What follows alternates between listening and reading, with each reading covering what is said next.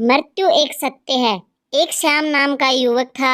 स्वभाव का बड़ा ही शांत और सुविचारों वाला व्यक्ति था। उसका छोटा सा परिवार था जिसमें उसके माता पिता, पत्नी और 2 बच्चे थे।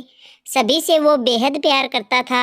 इसके अलावा वो कृष्ण भक्त था और सभी पर दया भाव रखता था।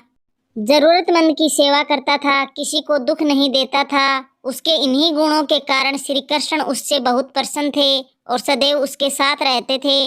और श्याम अपने कृष्ण को देख भी सकता था और बातें भी करता था। इसके बावजूद उसने कभी ईश्वर से कुछ नहीं मांगा। वह बहुत खुश रहता था क्योंकि ईश्वर हमेशा उसके साथ रहते थे, उसे मार्गदर्शन देते थे। श्याम भी कृष्ण को अपने मित्र की तरह ही पुकारता था और उनसे अपने विचारों को बांटता था। एक दिन श्याम के पिता की तबीयत अचानक खराब हो गई। उन्हें अस्पताल में भर्ती किया गया। उसने सभी डॉक्टर्स के आगे हाथ जोड़े, अपने पिता को बचाने की मिन्नतें की, लेकिन सभी ने उससे कहा कि वो ज़्यादा उम्मीद नहीं दे सकते और सभी ने उसे भगवान पर भरोसा रखने को कहा। तभी श्याम को कृष्ण का ख्याल आया और उसने अपने कृष्ण को पुकारा। कृष्ण दौड़े चले आए। श्याम ने कहा, मित्र तुम तो भगवान हो, मेरे पिता को बचा लो। कृष्ण ने कहा, मित्र ये मेरे हाथों में नहीं है। अगर मृत्यु का समय होगा तो होना तय है। इस पर श्याम नाराज हो गया और कृष्ण से लड़ने लगा।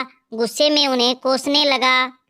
भगवान ने भी उसे बहुत समझाया पर उसने एक ना सुनी। तब भगवान कृष्ण ने उससे कहा, मित्र मैं तुम्हारी मदद कर सकता हूँ, लेकिन इसके लिए तुम्हें एक कार्य करना होगा। श्याम ने तुरंत पूछा, कैसा कार्य? कृष्ण ने कहा, तुम्हें किसी एक घर में मुट्ठी भर ज्वार लानी होगी और ध्यान रखना होगा कि उस परिवार में कभी किसी की मृत्यु न हुई हो। श्याम झट से हाँ बोलकर तलाश में निकल गया। उसने कई दरवाजे खटखटाए। हर घर में जवार तो होती, लेकिन ऐसा कोई नहीं होता जिनके परिवार में किसी की मृत्यु ना हुई हो। किसी का पिता, किसी का दादा, किसी का भाई, माँ, काका, काकी, बहन।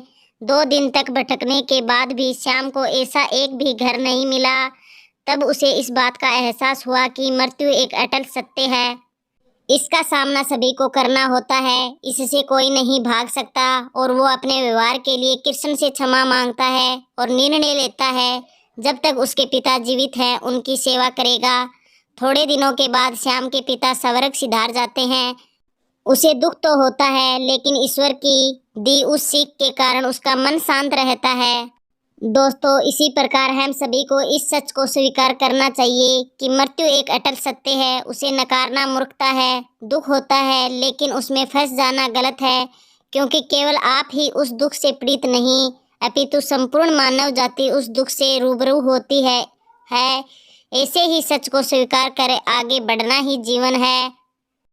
कई बार हम अपने किसी खास के चले जाने से इतने बेबस हो जाते हैं कि सामने खड़ा जीवन और उससे जुड़े लोग हमें दिखाई ही नहीं पड़ते।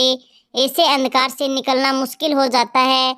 जो मनुष्य मृत्यु के सत्य को स्वीकार कर लेता है उसका जीवन भार विहीन हो जाता है और उसे कभी कोई कष्ट तोड़ नहीं सकता। वो जीवन के हर क्षेत्र में आगे बढ़ जाता है।